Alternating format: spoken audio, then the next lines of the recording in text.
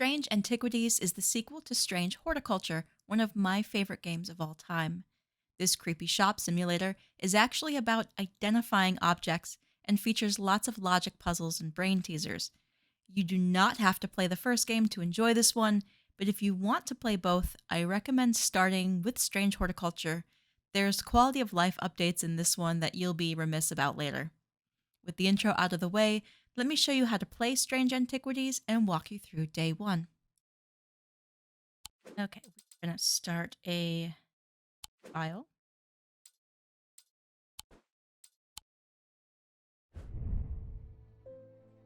As a thaumaturge's apprentice, there is a lot to learn. Every object must be treated with care, and it is important to identify the harmful from the harmless, potent from the mild. It was only supposed to be a temporary arrangement when Eli left the shop, Strange Antiquities, in my hands. None of us knew that by then the pendulum was already swinging with a terrible certainty that could not be stopped. The ravens were an omen, a circling unkindness of black wings and cheerless cries that seemed even then to signal the start of a rising dread.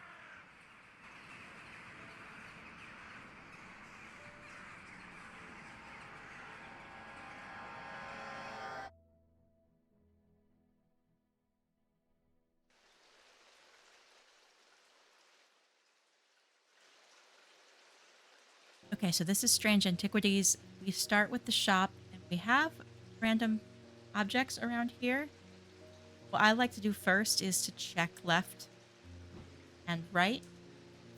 So I don't like to have objects that are hidden off the side.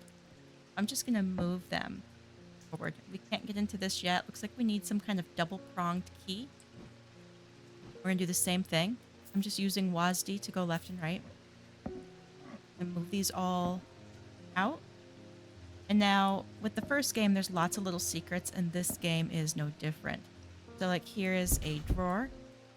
Now we know we have weights that we can use for this. I'm actually going to move scales here so that when I'm on this screen, I can still have access to the scales. There's a little pull crank here.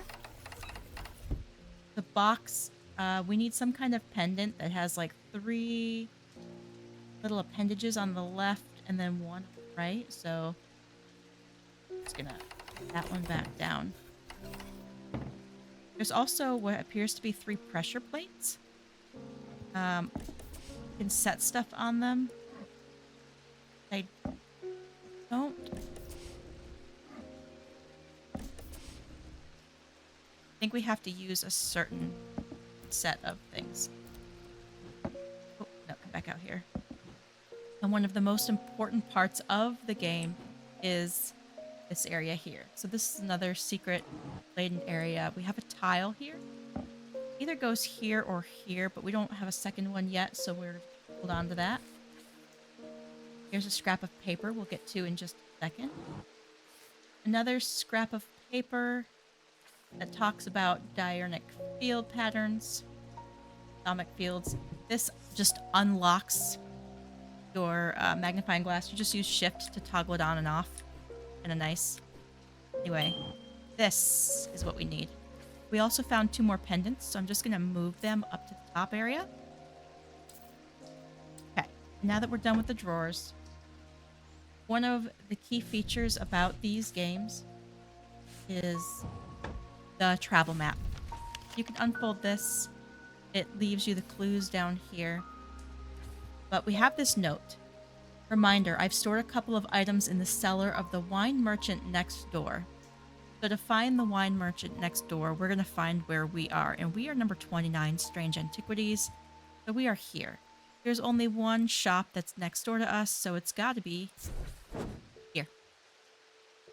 So a proprietor, Mrs. Cranmore, begrudgingly grants me access to the cellar when I explain that I'm from Strange Antiquities next door. Yes, well, take the lot of them out of here, would you? I can't say no to Eli after all he's done for me. I don't like the thought of those unnaturals in my cellar. We'll get 3 objects. So at this point, what I like to do is move things. The bell's gonna glow because it's gonna ask us to serve the next customer. What I'm going to do is rearrange pendants, objects. I think they call them like totems, standing objects. That's what I like to do. Plants. I don't know that these plants are used for anything. I'm gonna put the totems on the left side. We'll put the stone things down here. Stone owl. Up. Have bottles. We'll put the skull guy over here. And move the plants down because I don't really know what we're gonna do with that. So I just am arranging this to all my stone objects down here. These guys are similar. We'll put them together. Kind of similar, but not. As we go, we are going to get more and more items. Object. Here. And a half stone, half. Actually, and now I'm talking about what it's made of. Next thing we want to do is look at each object. So I will start with all right, we'll start with the owl. You can look at the color and composition. Light colored wood. Sense of touch. It's just polished. Nothing remarkable about how it smells or how it sounds. Overcome by a warm, loving emotion. Okay. So at this point, what I like to do is now you can actually label things if you want to. You can do this customer by customer. I like to start off early. So what I'm going to do is use red for ones we have not identified yet. Did that say it was? Warm, loving. Warm and loving. Go through. Out of body. Like my hands belong to somebody else. Stone. Fossilized creature. Rigid. I would say that out of body. Fossilized creature. Out of body feeling. And this will make it easier to identify later because you could just like mouse over and see. This one here. Nothing. Hardened. Nothing. Oh.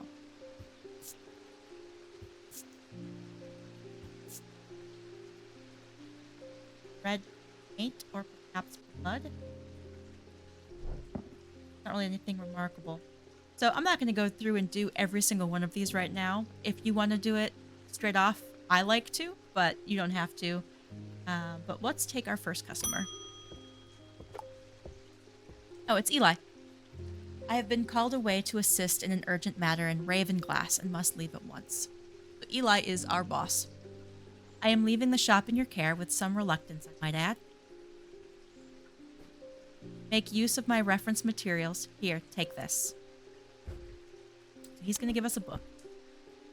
This is the key to everything. There's an index in the back that may be useful to you. If in doubt, study it carefully. And remember that there are some powerful artifacts here. You can actually just kind of move around. These are probably the powerful artifacts. But some of these I think are pretty powerful too. Under no circumstances should you seek entry to any locked doors, drawers, or cupboards.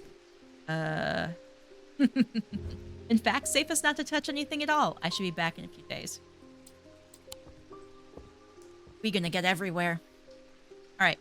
So this book gives us a list of items and then gives us descriptions of them that we use to identify them. Alright, this is our first customer.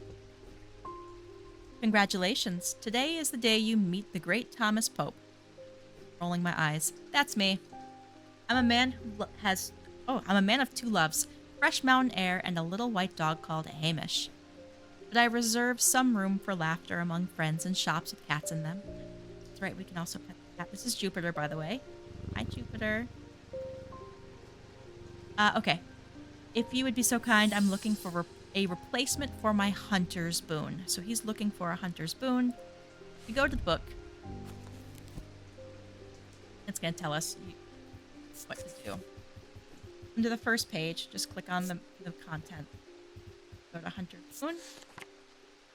And we can see a primitive item. So it's going to be bone, tooth, something like that. Grant the power of the predator. Claw, so bone, tooth, claw, something like that. Enhancing perception and agility. They are made from trophies taken from slain beasts, with those from the deadliest predators being the most prized. They are simple items without embellishment. Okay. So then what I like to do is pull everything that fits this description down here. Actually, we only have one thing that kind of fits the description. It's this. It's a tooth. Yellow-brown, yellowy color. Smooth. Smooth but with hard ridges. And perception gives me a sensation of power. You remember from the book, it says that they grant the power of the predator, enhancing perception and agility. So we want something very simple. The item. This is a tiger's tooth, a trophy from a predator. On closer inspection, it gives a sensation of power. So we got that right. If you get things wrong, this is like a madness meter. I don't know what happens if you get all the way mad, but it's probably not good. At this point, it's best to label your item. You can actually opt out of doing this part, but I love it. By opting out, you can actually go into gameplay auto-labeling.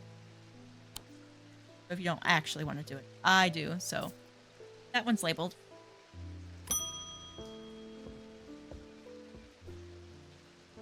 Nights are drawing in again. Dark shadows hide dark deeds, or so my father always used to say.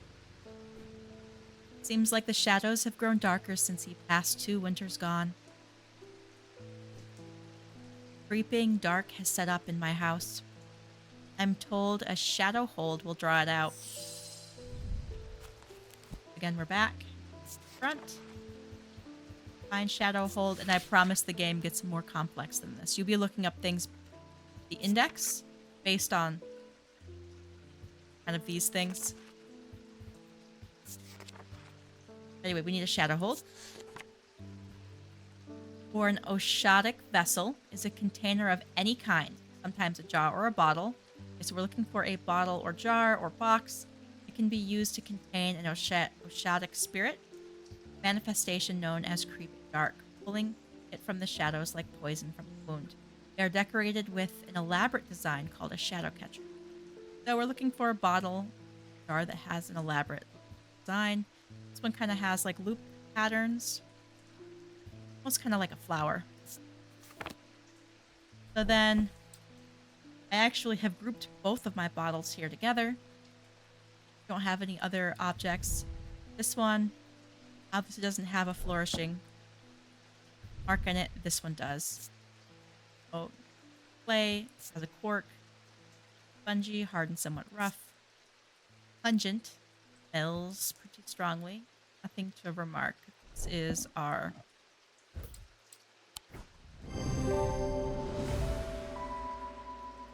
item is a container. The design on the bottle is the sketch.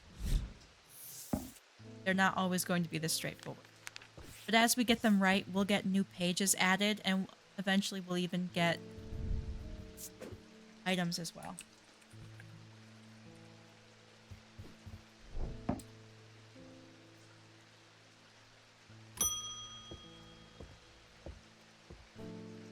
What's with all these ravens flying about Undermere today? Can't remember ever seeing anything like it. Not a good day to be the sort who believes in dark omens. Letter for you. And there's also like an overarching story that's happening in the background. You also get to meet characters. It's Jupiter. So cute. We'll meet characters, and these characters will have things happen to them based on what we give them. You'll see in later episodes where you'll actually be given a choice between two objects to give them. Okay, so he has a letter for us. So this is going to make us our first asset traveling. So we discovered some papers in a hidden desk drawer in the boatyard last night. Mr. Jones almost threw them in the fire pit, but I asked to take a look at them first. That man does like to burn things. They look old. Maybe there's nothing of much use here, but I thought of you when I came across an entry on the shin. Charlie Weathers. This is where we down. Trusty map, and we're going to look for the boathouse. Or the boatyard. You can also toggle shift to make this easier. Boatyard is number 9.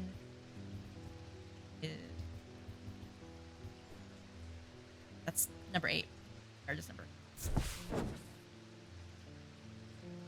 The yard has seen better days. A mess of broken and rotten timber covers most of the outdoor space that isn't taken up by upturned boats, slowly being claimed by weeds. In the middle of all this, a man looks up from repairing a small rowing boat. "You must be from Strange Antiquities," he says with a smile. He takes me into the dilapidated office where 2 metal buckets collect drips of brown water and a thin window pane rattles with every footstep. He pulls a sheaf of browned paper out of the desk drawer and places them gently in my hands. So we've got some new pages. Apparently as an afterthought and somewhat reluctantly, the man gives me something else as I'm leaving. "I have no use for it," he says. "Don't even know what it's for." And we get another object.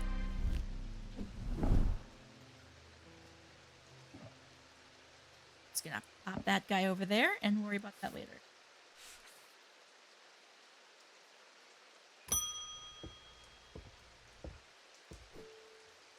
I want an ossic ring.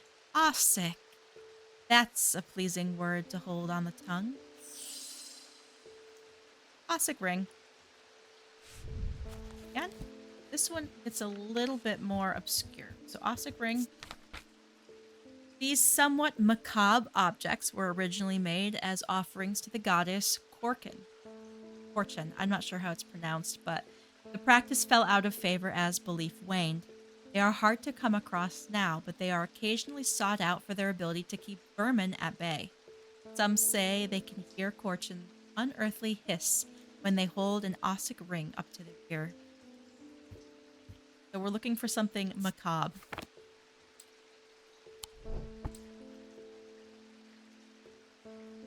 I'm just right for it. When we look at this object, macabre, it's made of bone in a ring shape. Sense of touch, coarse fibers, hard and somewhat rough. On sound, you can hear it. A soft sound like a serpent's whisper emanates from within. Perception. It has some evil quality to it. I do not like to hold it. That's our ossic ring.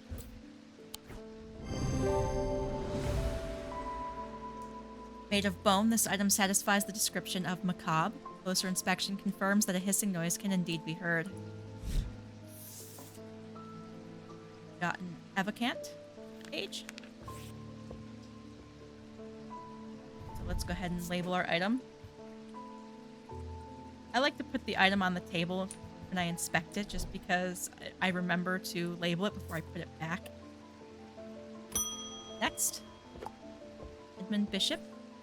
The behavior of these ravens is disturbing to say the least.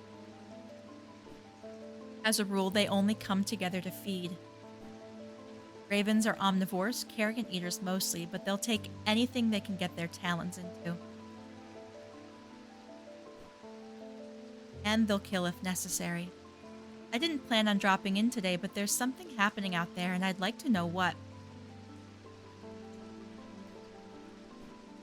A voice of Cernunnos might help put me at ease. Or it might do the opposite. We're looking for a voice of Cernunnos.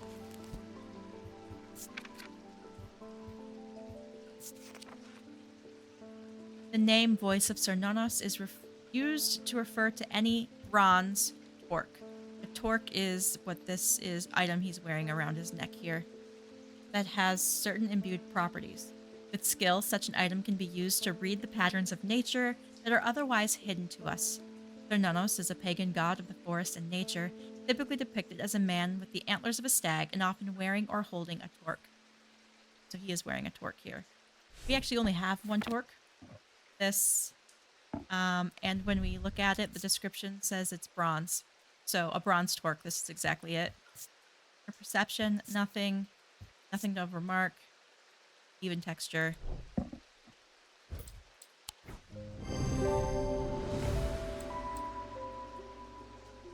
This item is made of bronze, and similar looking item appears around the neck of Cernunnos in the sketch. Object.